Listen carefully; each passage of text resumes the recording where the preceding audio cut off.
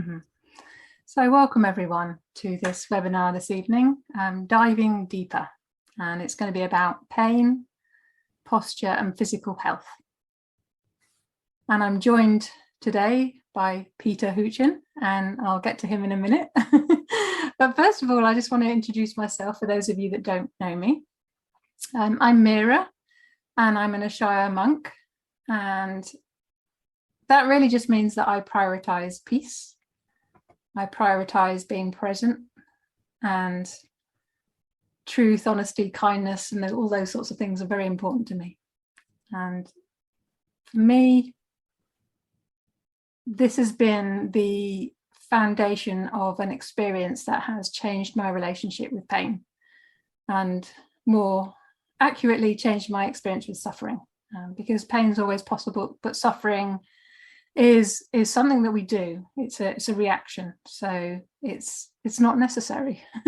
And it's just discovering all the ways that we do react, all the things that we are doing, so that we can change our relationship and have a more pure, clear experience. So that's a little bit about me and what we're talking about. So I'll hand over to you, Peter, if you'd like to introduce yourself. Hello everyone, thank you for joining. I'm Peter. Now, I don't even know what to call myself anymore, because it's changed so many times. Primarily, I would call myself a applied movement neurology practitioner. Now, the name isn't too catchy, so I don't actually use that too much anymore.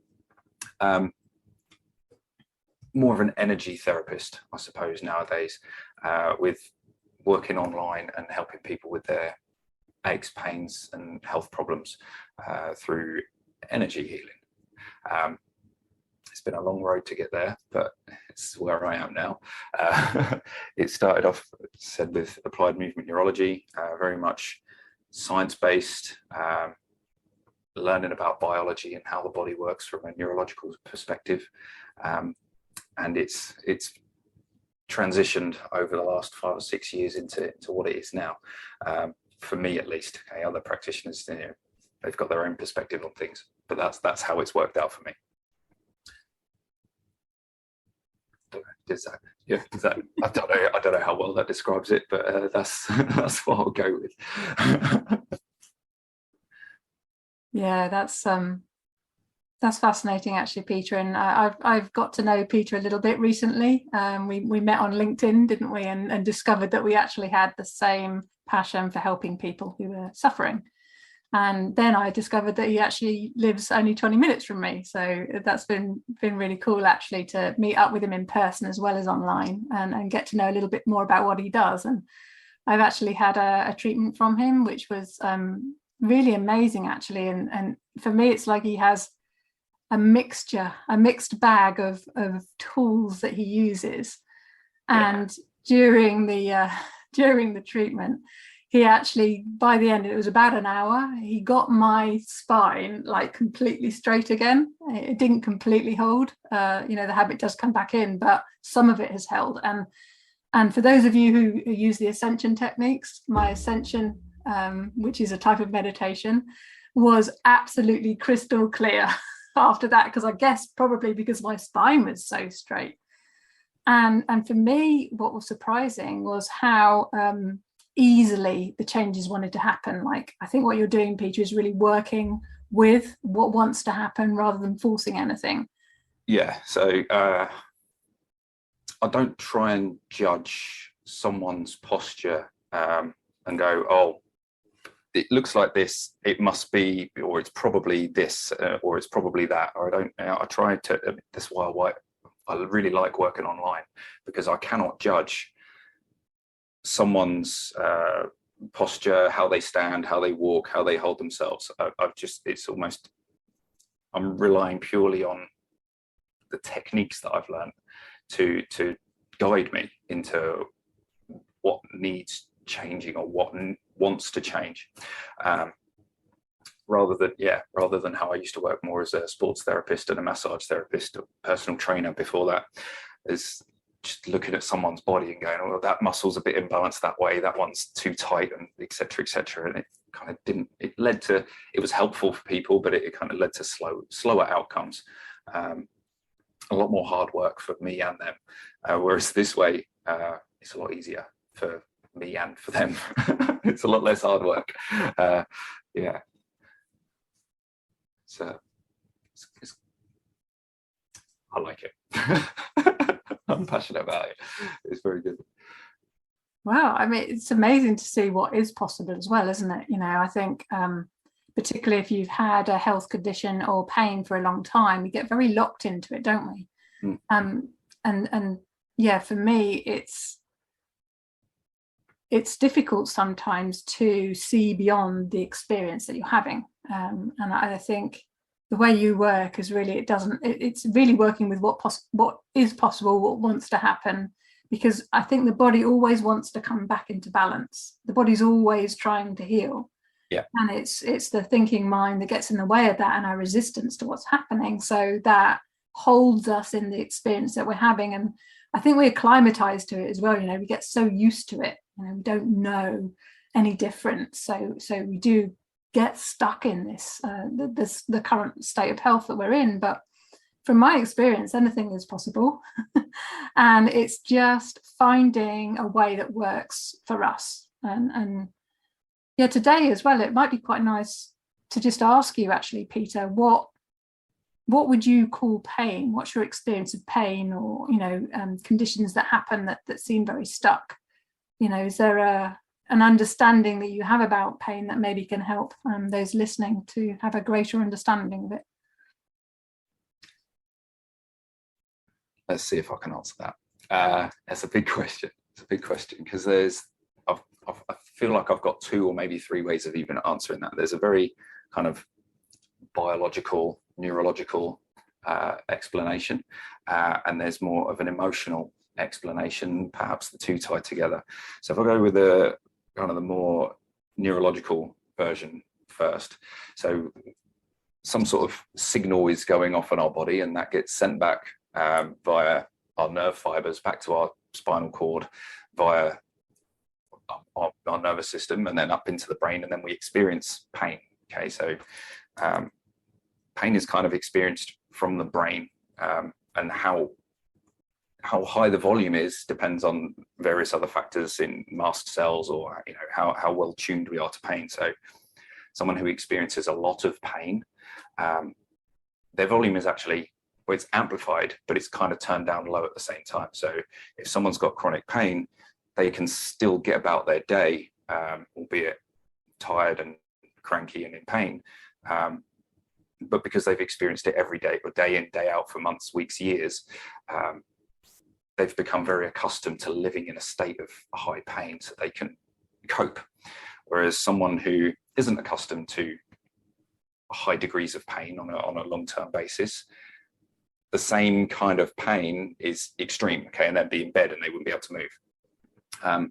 It's kind of a question of how accustomed we've become to pain stimuli and how it affects our lives. And then what I often find, in fact what I mostly find, is that there is emotional aspects to almost like the reasons behind why we're in pain. So a lot of what I've learned over the last few years is that injuries or pain will show up in our body depending on the situations that we commonly find ourselves in and the emotions that we associate with them. So a knee pain might come up with some sort of unable to be physically active. Okay, so we have that thought or that emotion, or let's say when we were a kid, we weren't particularly sporty and we were always picked last at school. That person might grow up to have knee pains. Okay, but that's 15, 20 years, 30 years down the line. Okay, and we don't associate the two because the distance in time is so vast. But it's these kinds of things that just drip, drip, drip, drip. And it's like all of a sudden knee pain, but it's been dripping. It's like the tap's been dripping for 15 years. So in kind of more medical parlance, it would be insidious onset. It just gradually builds. And that's generally how pain happens for most people, unless there's a car accident or, you've a fall at home or wherever. Most pain or postural problems gradually build over time. Yeah. I don't know, does that explain both ways? Yeah, it does. And by the way, if you're getting any questions as we go along, those of you that are here on the call, then just start typing them into the chat box and I'll get to them when we get to the questions part. Sometimes we forget and the mind goes blank when it comes to that part otherwise. Yeah. So yeah, it'd be cool to know actually why you do what you do. What motivates you to help people? Well, it's fun to help people. I really like helping people. But my real reason for getting into this in the first place was I suffered with Achilles tendonitis and kind of minor sporting injuries, but from the age of sort of 8 or 9. And that put an end to any kind of footballing hopes when probably wasn't going to go anywhere anyway, but you know, I quit football when I was about 9 or 10. And I kind of did love it at the time, but sprained ankles, Achilles problems, knee problems, and then a judo injury when I was about 12. And I kind of stopped sport for about 4 or 5 years. And then again, when I was about 16, so only 4 years later, but as a kid, you know, 4 years is a long time. I picked up running because I needed to get fit because I was off on a month-long experience called World Challenge. I don't know if anyone's heard of that, but I was going to the jungle for a month in Belize. So I kind of felt like I needed to get fit. And then through that, my Achilles problems started again. And then, smart move, I joined the army when I was 19. And again, injury. Mostly Achilles or ankle or knee problems. The odd shoulder problem came up as well, but that was less common and less annoying. But the injuries put an end to my career in the army. I was planning on being in for 22 years, kind of full career. So that kind of annoyed me. In that time, I had loads of treatment. You know, it's all free. You get kind of fast access to physios and stuff when you're in the forces. I was doing these training programs, and it just didn't work. I was, in fact, in more pain after 18 months of doing the treatments. I realized it didn't work for me. I knew there was something else going on. I didn't know what at the time, but it's like, well, there must be another answer. So when I left the army, I decided, you know what, let's change careers. Became a personal trainer as a way of kind of funding myself through some other form of training, because I didn't really know what I was going to do. And then applied movement neurology showed up, and it tied in nicely to my kind of science background and kind of all the physics and maths and stuff. And then it started bringing in biology and neurology. I was like, wow, this is pretty cool.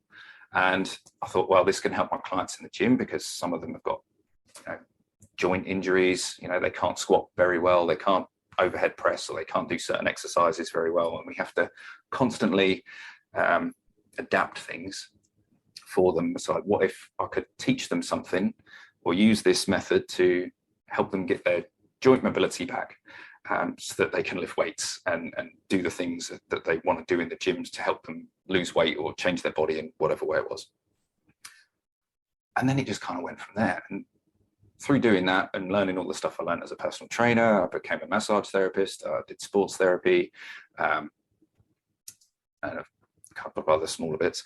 I was working on myself all the time. So all this stuff, particularly with applied movement neurology, I can do it on myself to an extent. And that's really helped me overcome my own injuries. So that's kind of how through years of experience now, but I know it works because it worked on me. And I had over 20 years worth of pain, and now run a marathon after that. So I know it works. You did a boxing match recently as well, didn't you? I did, yeah, last Saturday. So yeah, 10 days ago. That was more of a fear-based thing. I wanted to do something that scared me. So standing in a ring with 300-400 people as a crowd watching, lights, everything. They didn't have cameras, unfortunately, so everyone had to film it themselves. But yeah, that was good fun. Yeah, that was more about facing fears than kind of anything else about pain or being able to punch someone harder. It was a good experience. It was almost just to prove to myself, look, you can do stuff, even if you're scared of doing it. And I'm kind of taking that as life lessons. I've got no desire to go into boxing and continue training at all. It was fun. It got me a bit fitter. And it was a good experience. Nice people. Everyone, I won't say everyone. Most people were really nice. It's always the odd one. But yeah, good experience to have. Yeah, after I think it was 8 weeks. I think after the second week we started sparring, and that was when I started questioning, am I doing the right thing? I took a couple in the face on the first sparring session. I was like, is this right? And then that was my kind of inspiration to actually carry on. It's like, no, actually, no, this is what you're here for. It's essentially just to be here, get punched in the face, and then stand up and keep moving. It's not about getting hit in the face and just kind of crying and whimpering in the corner. I think you put it right. Okay, you can be in pain, but you don't have to suffer. So that was my choice on that matter. I chose not to suffer, but there was pain. A very empowering experience as well, actually, because that actually brings the emotional aspect in, because if we do anything that transcends our emotional state and challenge, particularly fear, anxiety and things, any of the negative emotions, actually, when we challenge that, we're shining a light on it. And when you shine a light on it, you get to see stuff about yourself, and you get to become more able to actually action life, to action the things you want to do, and to follow through on something. It sounds an amazing experience that I'm guessing you don't want to repeat. I'm all right. I mean, I could change my mind. I mean, it's always a possibility. I wouldn't definitely say absolutely never again. There's a chance, but at this moment, I've got no kind of inclination to go and do that kind of thing again. I don't think. How big a deal do you think emotions are when it comes to helping with, pain or any physical symptoms that we have? Do you think they play a big role? Huge. Yeah. Huge. Maybe if we explain it more on a neurological perspective. So our brain creates, so every thought we have creates a kind of an electrical impulse or a magnetic field. So whenever this is my science background, so I can't remember if it's the left-hand rule or the right-hand rule, but whatever. So whenever there's an electric field or electric current, there's a magnetic field, and that goes everywhere in my body. So my brain thinks something, whether it's an anxious thought or a happy thought, that thought instantly transmits through my entire body. Now, each one of my cells is listening to that thought. Basically, do I need to do something? So if there's lots of anxious thoughts or lots of guilt thoughts or lots of happy thoughts, okay, that cell will react according to your thought processes at that time. So that's kind of on a kind of a cellular neurological basis, that is genuinely what's happening in your body. So you think stuff and your cells change. So your adrenal cortex will send out more adrenaline if you're feeling scared. You'll breathe faster if you're anxious as well. It'll go short, sharp, shallow breaths. So your muscular system will change also. So there's all sorts of physiological changes that we get to emotions, and we'll experience them with anger, we'll experience them with fear. We kind of accept a short-term basis on that. So if I'm angry, I'll clench my fists, my face will go red, my blood pressure will go up. my breathing will increase. I'm kind of ready for a fight. My adrenaline will probably increase as well. My heart rate will increase. And then we think that's gone. Right? But if there's this kind of a general underlying level of anger that's kind of always there, we don't always notice it, but it's always having an effect on our body. So in that moment, you're at like 100% anger and you're ready to fight the world. Right? But most of the time, you're at 20% anger, so you don't notice it. But we should really be at 0% anger, and it shouldn't be there at all.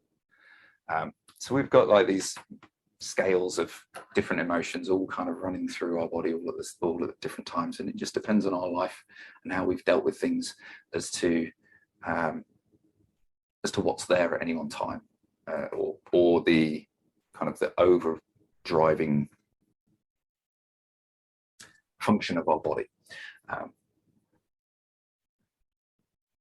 So and what can we do in your experience to change our experience of pain and improve our health? What for you would be the first step? Control your sleep. Right? Really get sleep hygiene. I mean, I could have said meditate, I could have said any number of things, but meditation is definitely up there. But sleep's number one.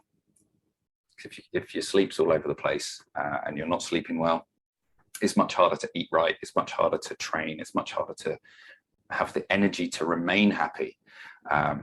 It's just much harder to do anything when you're tired. It upsets your hormone balance. You don't have enough melatonin. You don't produce cortisol in the right levels at the right time of day. Your circadian rhythm goes off. Our organs function on a pattern, and if our circadian rhythm is off, then the organs aren't functioning at the right time of day. They're not releasing hormones at the right time, in the right pattern, in the right kind of combinations. So circadian rhythm, sleep, is one of my primary focuses for getting right with people. Meditation's probably number two. Yeah. Other way around for me, but yeah. Yeah, no, absolutely. That's fine. It's definitely up there. It's in the top 3 or 4. Which actually, both of them, meditation and sleep, are both rest. And for me, meditation is alert rest, and sleep is unconscious rest. Yeah. Yeah. Both are important. Yeah, and for me, it really helps to look at what you're doing when you're out and about, when you're living your day. Mm-hmm. So one of the suggestions that I often make to people is to basically just to become more conscious of what you're doing, because so often we're looking at how to change something, we've got to do something differently, whereas actually if you can just raise your conscious awareness, then you'll find that the solutions come from there. Your body actually just relaxes a lot more when you're more present, when you're here now. It's like you dial down the pressure in itself. Resistance just falls away just because you're actually alert and attentive to the whole, which includes the stillness, the silence, and the space. Whereas often we narrow down our awareness onto the thoughts, onto the emotions, the body sensations. Now, if we're suffering, we've narrowed down our awareness to a small, narrow bandwidth, and we're missing the big picture. We're missing the context that puts everything back into its place, back into its natural. Sorry? Balance. Yeah, absolutely. Back into balance, but also back into perspective, So the thing that seems really big, actually, when your awareness expands, it shrinks. It appears to shrink. It doesn't actually change in size, but it does depend on how much attention we put on something, and also the type of attention that we have. Like, is that attention through the mind, the ideas and the beliefs that we hold in the mind? Like the thoughts, they're so insidious. They're playing in the background, always telling us what our body is like, who we are, what the other people are like in the world, how everything is. There's this commentator that's going, 24/7 until you start to recognize it. And in recognizing it, where does the voice go then? Where does the thoughts go when you recognize them? they just vanish. Mm. Another thought might then come, but then it's again playing with the technique that you have, or just simply watching and noticing what you're aware of. And for me, I carry this through, and I keep playing with this again and again and again. And it's walking or moving with presence. Mm-hmm. You know, because I had a time not so long ago, actually, when I was gardening with my mum, and she was just bent over to one side, and she looked really uncomfortable, although she wasn't at all aware, I don't think. She was just trundling along, and I just said, "Mum, stop for a moment." And she turned around and looked at me and went, "What, my love?" You know. And I said, "But just be aware of how you're walking. Just that's it. Just notice how you're walking." And she straightened up, and that her gait became more smooth and gentle and easy. And she hadn't done anything. She hadn't tried to correct her posture. She hadn't tried to walk more easily. I just said, notice how you're walking. And in that noticing, so the body kind of just came back into balance, because there was just a little bit more awareness there from my mum. And I play with this in my own experience. You know, I see again and again and again when I'm walking from one room to the next, like my attention wavers and my posture can just, you know, curl over a little bit more tension in my legs.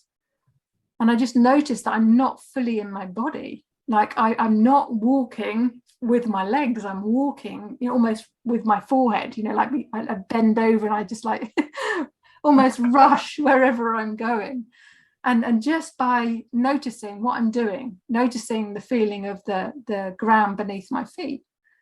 And I just find that everything slows down a little bit, becomes a little bit more graceful and moves more easily. And everything just kind of straightens up a little bit. And I don't even try.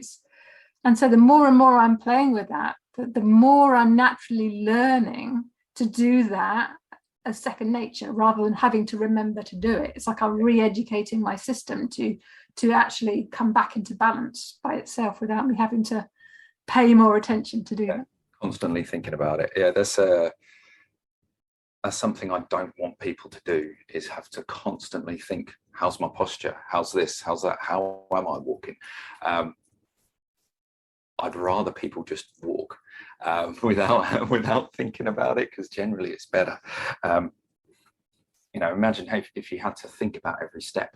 It's like someone who's had a stroke. You know, when they're relearning to walk, if they have to relearn to walk, they have to think about every single joint movement, every bit of balance, everything. They have to be so prepared for everything, and they have to really think about, you know, how every joint is going to move, and it's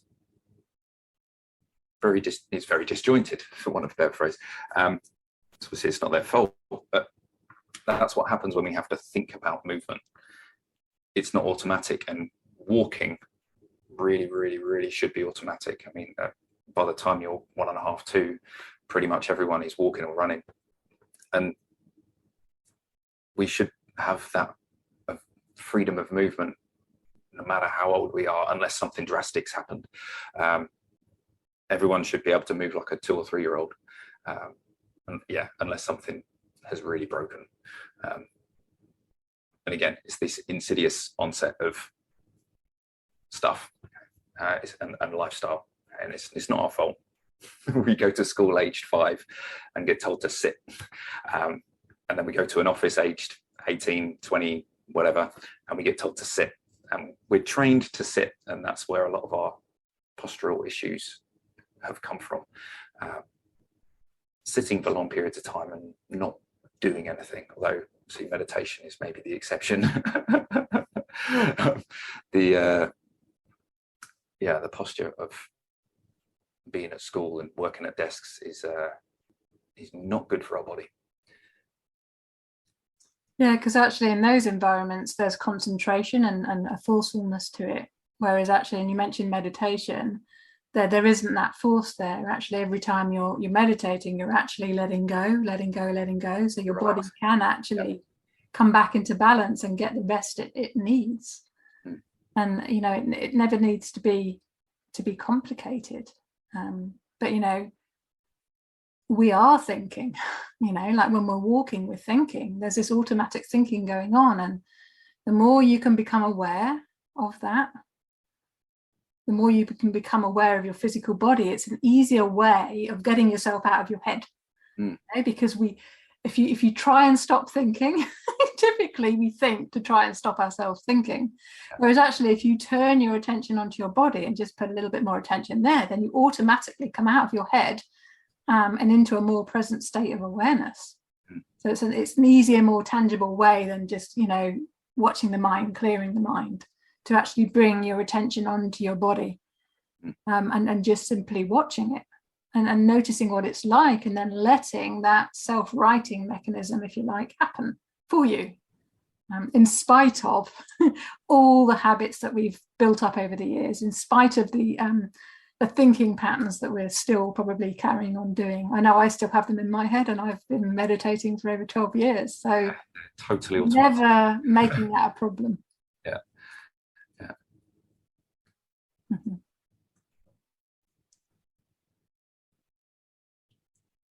So I've just seen a question come in. So I might just go to that one actually from Paula. Have you seen an increase in problems with posture post-pandemic? I'm active, but I've noticed a difference caused by a less active lifestyle for the past few years. You know what? Because I don't see people in person, I can't say yes. So I don't know, honestly. I only see people online for treatment, at least. And then when I'm walking down the street, there's always been postural problems when I look at people. So there's always a foot turned out, or a knee turning in, or some sort of hip issue that I'm kind of noticing in people. I try not to see these things, otherwise I'll be driven mad by all these supposed problems that people have. Although I have seen one at, I drop my daughter off at school most days, and there's a parent there who's I saw her in difficulty, and I've seen her in difficulty for a couple of months. She had a funny walk. I was like, "Are you okay?" I haven't actually done any work with her yet, but yeah, she's having some hip problems, and she's having scans and X, Y, and Z things. So whether that was caused by COVID or it's just something that would have happened anyway, I don't know. But yeah, I can't say with any certainty that there's an increase or a decrease. Some people got more active in lockdown and kind of realized they needed to change their lifestyle, and other people got less active during lockdown, and that's the way it is. So yeah, I can't say I've noticed one way or the other.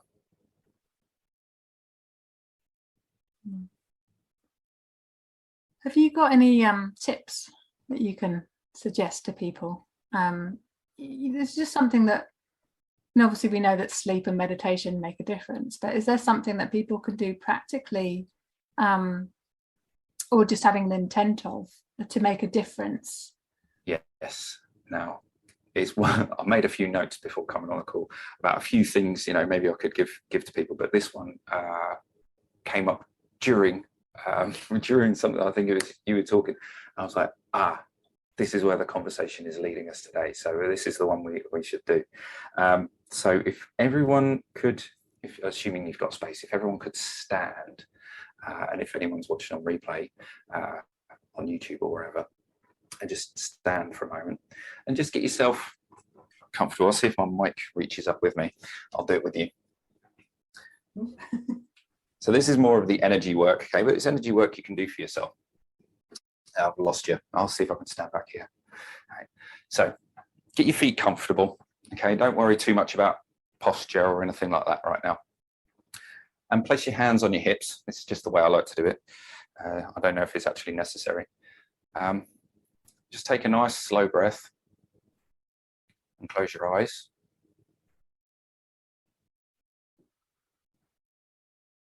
Then just ask your body, okay, just in your mind, ask it to move to where is a better posture for you.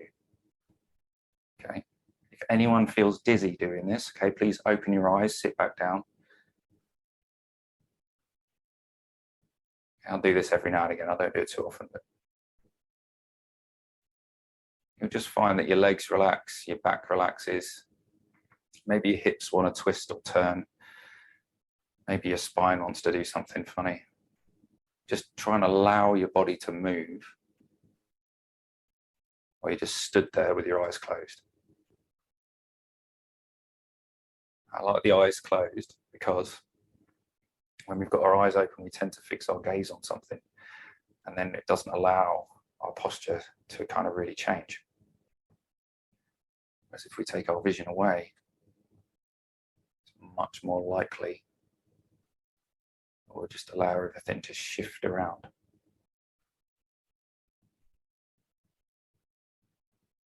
Just give it another 10-15 seconds.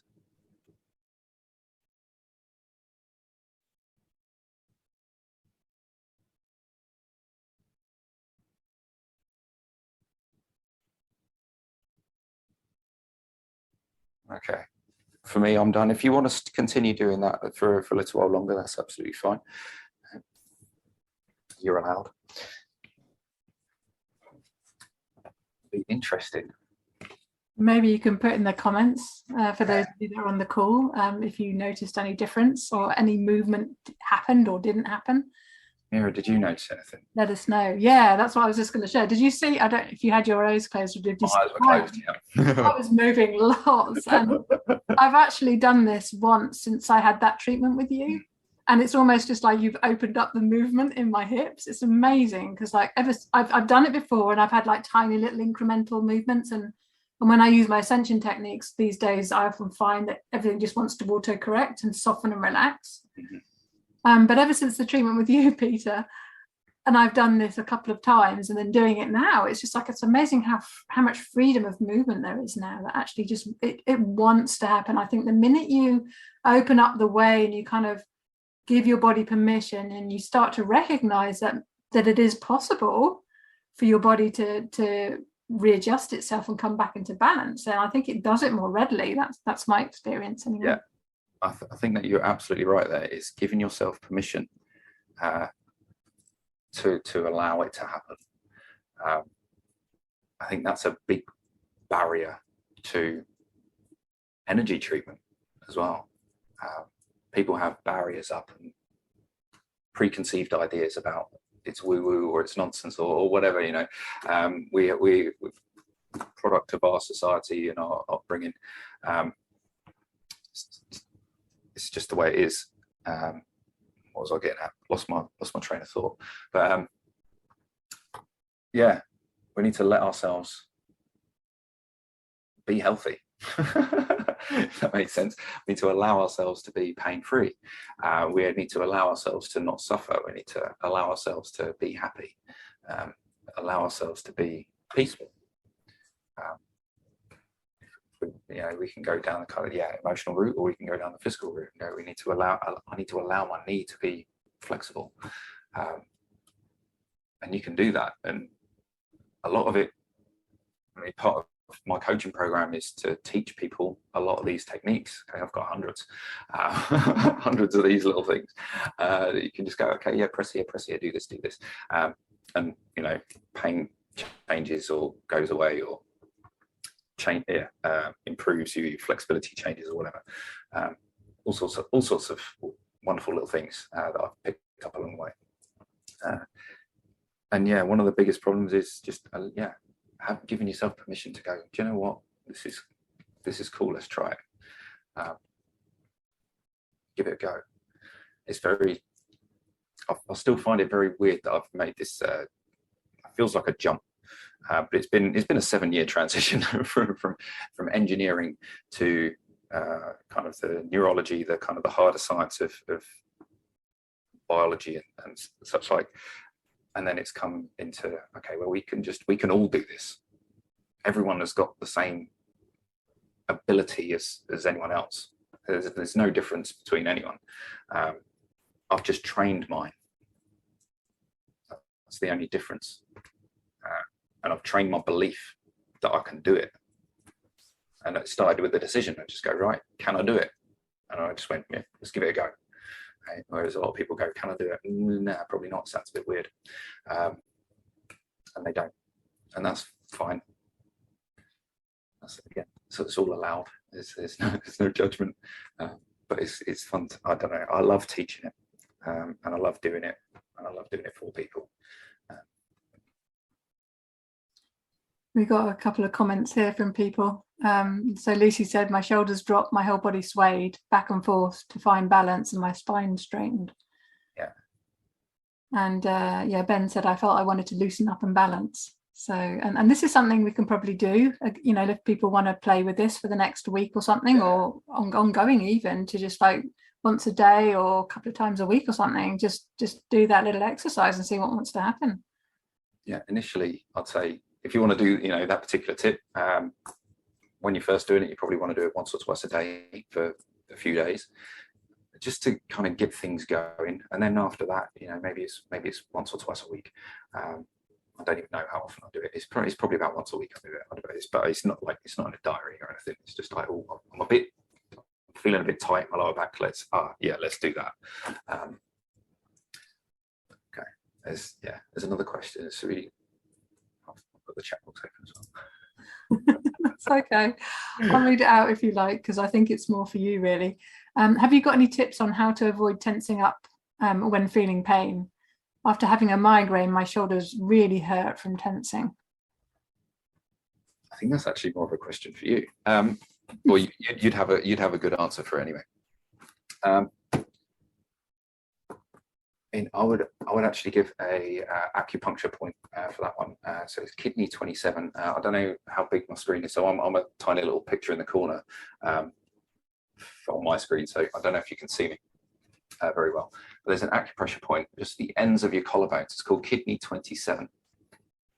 So I would go with that one and just press either side, and then I'd do some shoulder circles, just nice and slowly. Okay, so try and get my shoulders all the way up to my ears. Pull them all the way back and down again.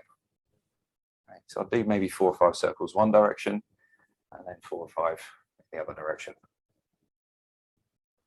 And how hard do you push, or lightly do you push? It's just light. It's just a small amount of pressure. You don't need to dig at all.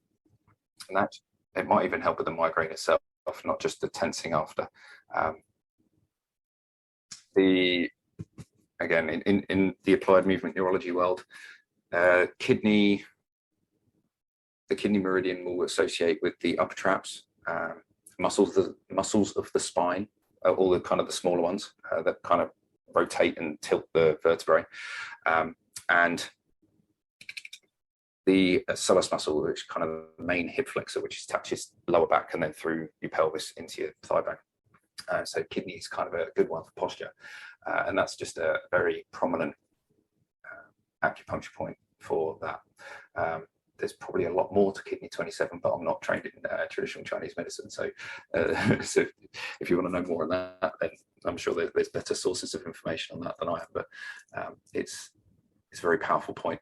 And it's also right next to the thyroid as well. So it's probably got additional benefits. Yeah, and it's oh yeah, she says thank you. Did anyone notice? Again, I noticed most people were doing that in the camera, in the video. Did anyone notice their shoulders relax a bit more? Any tension in their back? Yeah. Okay. Yeah, I think everyone's saying yes, actually, and I know I did.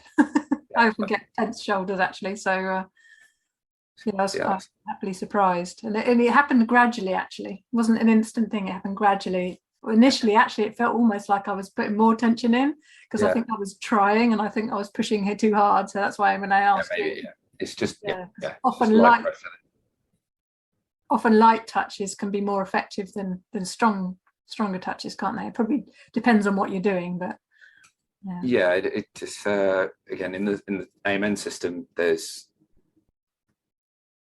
a light touch can be used for. So if I'm using a light touch, okay, I'm kind of always thinking about light touch tends to be kind of more superficial layers of tissue, so skin, fascia, or like superficial fascia, and kind of the more prominent visible muscles, whereas deeper pressure would more generally associate with maybe like bone or fascia that's deeper. and kind of more hard to reach muscles. It's not a hard science on that. It's kind of you go with what the testing shows you. Okay, and you just ask, okay, is it this muscle? Because there's didn't really explain how it works, but if I was doing it one-to-one, okay, as you experienced, use muscle testing to go, okay, to essentially question the body and go all the energy field of the body, and ask, you know, what's going on. And then I can pretty much ask anything from there, as long as it's within my knowledge base and I've read at least something about it. I'm happy to kind of start asking questions on all sorts of different things that are going on in the body. It could be abstract things like emotions. It could be, you know, very concrete things like, is it the bicep? Is it the muscle spindle in the bicep? Is it a neurotransmitter at the bicep, etc., etc. So it can be incredibly precise. Yeah. So that's a couple of exercises that you can explore and play with and take away with you. And I also invite you as well to explore while you're moving around, like almost like as you walk, let yourself loosen up. Just intend to let everything be looser. You know, the first step really is noticing how tense you are, and then once you've noticed, in a way, I find actually just by noticing, everything loosens up a little bit. Sometimes though I find things tense more, so then it's just actually giving permission for everything to unravel and unwind, almost like as you're walking. It's an unraveling mechanism. So just allowing yourself to come back into the natural balance and the natural gait that wants to happen, rather than what's happening because of all the little instructions that's coming from the mind and all the tension from all the thinking that we're doing. So you can carry it through then, rather than just having it as an isolated time that you do these little exercises. You can then bring it into when you're walking, when you're using your, you know, your computer, while you're doing the washing up, whatever you do, whatever tasks you do in your day, that you're always, you know, noticing every now and then. Is the tension, can it be a little bit softer? You know, can it loosen up as I move, you know? Because I think for me, I started to become aware of things, and then so when I'm sitting down I could let everything relax, and then as soon as I get up and do something, everything goes and it's just like, oh no, that's not good. No, all that relaxing I've just done has just instantly come back in. So I've started playing with how I can loosen up as I move, and often that just involves breathing as well. Something I've tried to do when I remember is, let's say I'm hanging up the laundry, I just kind of remind myself, it's like, I get to do this. It's not, I have to do this. I get to do it. It could be a hell of a lot worse. Washing up, doing whatever, you know, boring time, you know, hoovering. I'll get to do this. I've got a hoover. Woo! Amazing. I could be there with a brush and try and, you know, all these. I could not have a house, you know, I could not have a washing machine. I could have to go down to a river with a bar of soap and a mangle, you know, all these kind of things. Oh, a washing machine does it for me. It's amazing. I get to hang that up and just let the sun dry it. I don't have to stand there in the wind waving it around or anything like that. So just try and remind myself, you know, I'll get to do this. This is fun. It's not easy necessarily, but this is fun. Let's try and just remind myself that this is okay. I'm all right. Doing fine. It's allowed. And yeah, another thing is intention. You mentioned, Meera, about relaxing. It's the intention of relaxing is the kind of the main thing, but it's having the intention without the need. I don't need to be pain-free. It's having that, but you know, I want to relax. Okay, so the intention of relaxing without needing. It's a hard one to kind of have, because you often think about it when you do need it. When you don't need it, you're not thinking about it. But yeah, it's a tricky one to have. You know, the intention without need. Yeah, that's a really good suggestion, actually. It takes the pressure out of it, doesn't it? I think when it becomes something that you choose to do rather than something you need to happen because you can't cope with how you are. And it's just, again, working with what wants to happen, because everything wants to relax. And it's just agreeing with this moment so that everything can relax in a way. And yet that's not always possible. There are times, and I certainly know in my own experience, where everything just has felt really stuck and rigid, and I can't see how I'm resisting. I know I probably am. There's something I'm doing to kind of tense up so much, but I can't see it in that moment. And so in those moments, I find breathing is really, really helpful, It's something you can always fall back on. So I don't know what's going on, breathe. And breathe into the belly. Because obviously, if we're still alive, we are actually breathing. And we all know this, don't we? We breathe up into the chest area, don't we? Generally, yeah, it's common that happens. Yeah, and this can actually help with gut issues as well. I find breathing back into the belly again, because it releases all the tension that's held there, and so it can allow your gut area and your stomach to all to just work better and work more efficiently. They're designed to move. So if we weren't designed to move, I'll say this quite often, if we weren't designed to move, and our belly wasn't designed to move, we'd have ribs all the way down, because that stuff, they're vital organs. Right? They kind of really should be protected, but movement is more important than protection in that case. So we're designed to twist, we're designed to bend, we're designed to breathe, and get those organs physically moving with our bodily movements. And again, sitting, we don't do much variation in our movement in our day. It tends to be sit, stand, walking a bit. For most people, we don't do cartwheels and forward rolls, and I do for precisely that reason, and others. But yeah, getting more movement into that section of the body is really powerful for our health as well. I've just seen another question down there. So neck issues since wearing multifocals, I think it's an overlooked culprit for neck pain. 100% absolutely agree.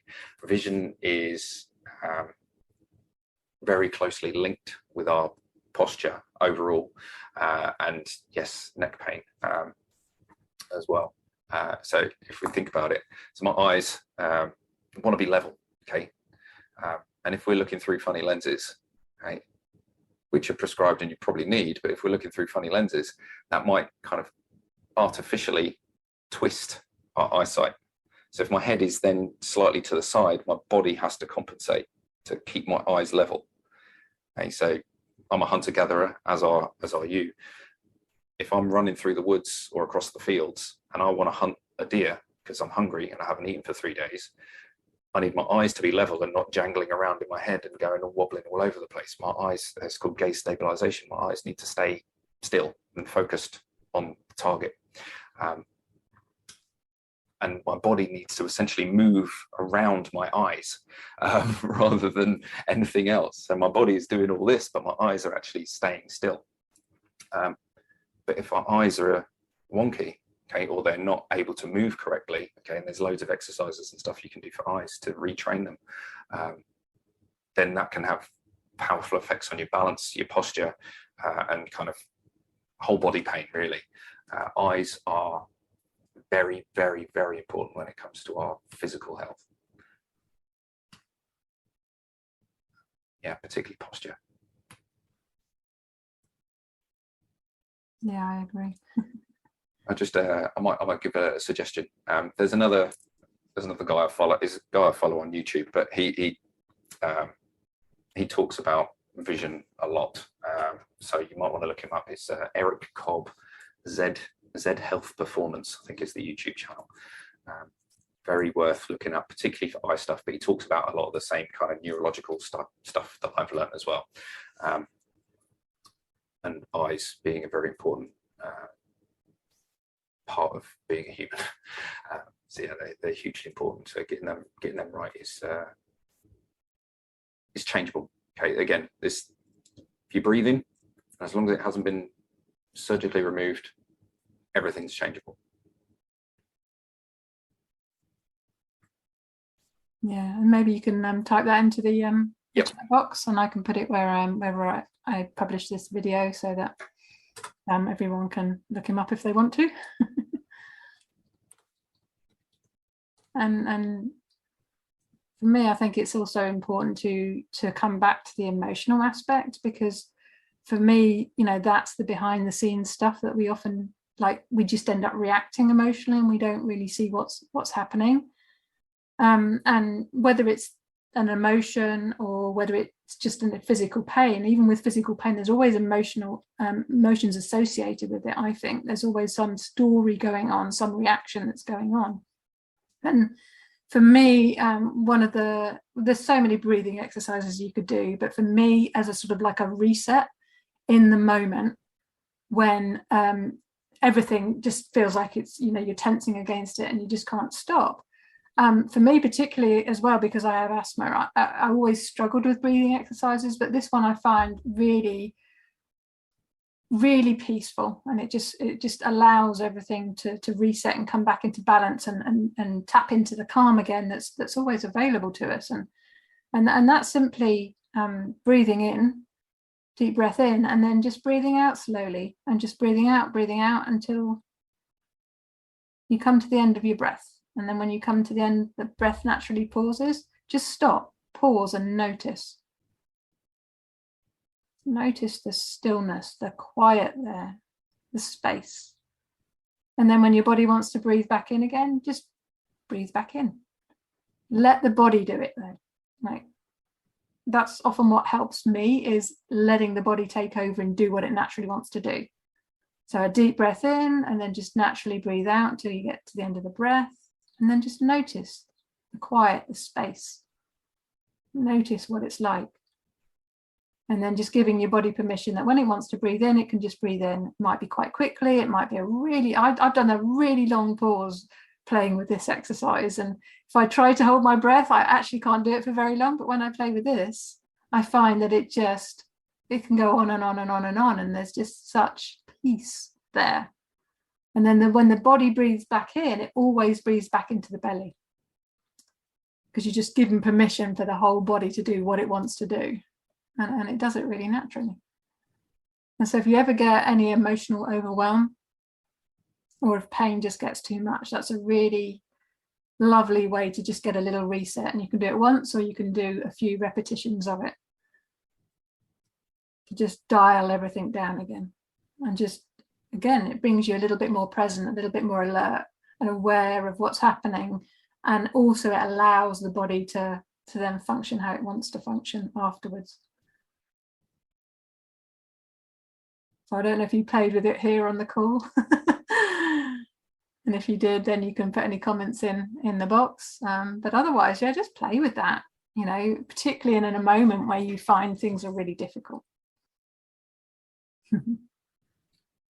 Yeah, breath's a funny one. It's automatic and also under conscious control. We can choose. So when we do breath exercises, we're consciously controlling the breath, kind of overriding the unconscious automatic pattern, which is a very powerful thing to do. It can completely change your emotions in moments, as kind of as you describe it. It's very, very powerful. Yeah. So if there's any last questions, then yeah, feel free to type them into the box for those of this on there. Aha. When I have a migraine, it helps with the pain if I breathe deeply. Is it safe to do this a lot? Do you have an answer for that one? I do, if not. For me, I'd say it's fine. As long as you're not like driving, operating heavy machinery, you're probably fine. My perspective. In bed, I don't have an issue with it. No, I think your body will let you know if anything comes out of balance the other way, you know. And I think just follow your intuition on this, you know. Breathe deeply as long as it's helping, and if it gets to the point where it's not helping, then stop, you know. And you can always stop, pause, for a moment and then come back to it. You know, it does help sometimes to have like repetitions of a cycle of a breathing exercise, and then pausing and letting your body see what it wants to do, and then coming back into it again. I've done Wim Hof method off and on with the breathing. I haven't done it for a while. Yeah, my longest breath, I'd stopped timing it after a while, but my longest breath hold was about 3 minutes after doing Wim Hof technique, and I could tell when I was forcing it. So some days it became, because in the method it's like do it for 3 rounds of 40 breaths with a breath hold in between each round, and some days I was forcing it and trying to force a 3rd round, and it wasn't right that day, but I did it because it's like, let's do 3 rounds. But then other days it's like I felt better on it and I did 5 or 6 rounds. Other days I did 1 or 2 rounds. It just depended. And that is one that is a little bit maybe less safe, and you've got to make sure you do that sitting or lying down. I was rather stupid one day and did a breath hold while I was just walking around making a cup of tea, and I fainted. Luckily, I didn't hit anything major, but I bruised my shoulder and that was sore for a few days. So yeah, don't be daft. That was me. Let me make the mistakes so you don't. Why does it help so much? Why does breathing help? It's, again, there's many reasons. We're getting oxygen. Oxygen's a happy chemical. We want oxygen in our body. It helps us feel good. So oxygen's a big one. We're getting rid of some carbon dioxide. I mean, particularly if we're doing, breath holds. So a breath hold, what will happen is carbon dioxide will build up and build up and build up, and it will almost, that will then trigger a reaction to go, okay, I need oxygen to get into my blood and into my cells. So it's kind of holding your breath kind of creates a dam where there's carbon dioxide. And when you breathe out and then back in again, it's like the dam is broken. There's a massive flood and oxygen can rush in into your cells. So that's like a big dose of feel good, because you're just getting oxygen to more areas of your body where there's maybe kind of lower oxygen levels. So having oxygen in your blood is one thing. We need oxygen in our cells, right? And breath holds and deep breathing is one way of doing that. So that's one reason. It just feels good. Okay, it's getting our organs moving. It helps us relax. And again, we tend to be very stressed, anxious, tense in our lives. As a general rule, we don't sleep too well. We might get 8 hours, but what's the quality like? That's a different question. So yeah, why does breathing help so much? There's so many reasons. That's probably just scratching the surface. Yeah, I mean, and breath is life, isn't it? And it's movement. You know, health is movement, and breathing in a more natural way helps health. Mm-hmm. And for me, it just releases tension.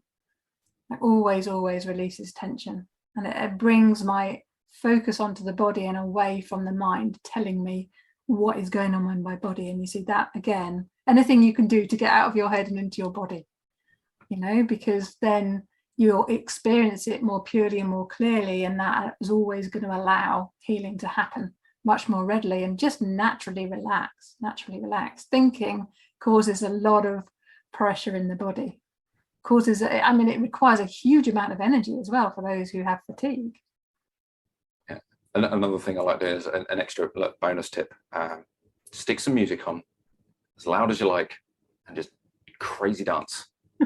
Do whatever you like with your body for 30 seconds, 1 minute, 2 minutes. It's really tiring, but that will instantly change your mood. Within a minute, a song you like, put it on really loud and just dance. Do whatever with your arms and your legs, and just make sure you don't kick anything or bump into anything or hit your head. Other than that, it's a fantastic way to get a good change of state. So yeah, moving your body is a good way of feeling better. Yeah, that's why I go to the gym most days, 3 or 4 days a week. Go to the gym, move my body, feels good. Yeah, with dancing as well too. I've been doing more and more of that recently, and I'm actually quite surprised at what my body can actually do when I just let go, get into the music, and don't think. Yeah. You know, and I'll be doing all these moves, and then my mind will come back in and go, "Oh, you probably shouldn't be doing that." And then I get a little bit of tension. I'm like, "Oh, you know," and then then my mind's back involved again. But yeah, for me, I find my body, when you turn the music on, my body just actually moves more freely, and they've seen that with old people, haven't they? That You're having fun. And you put music on that reminds them of when they were 20, and they all of a sudden they can they can do stuff. away. Yeah. And in a fluid way as well, which always surprises me. And there are times when I really haven't been able to, and then I've just done more gentle movement or danced in the chair, bit of armography, you know. What you said there, that brings up an interesting topic about maybe for another day, about kind of time travel, but kind of within memory, because our memories, they're not in our brain. It's a big topic. Memory isn't in our brain. It's kind of it's in our body. It's in the stuff around us. So if you listen to a piece of music from your youth, you're not in the present moment. You've rewound time back to that memory of when you were 15 or 20 or whatever it was. So your body then becomes much more able to do the things that you could do when you were at that age. Yes, memory is a funny old time machine, and it's not real either. Because every memory we have is coloured with our own perceptions and emotions, and all the things that happened since that time. That's another discussion. It's getting late. Yeah, well, I think we'll wrap up now, because we've already gone well over the hour. Yeah, that's cool.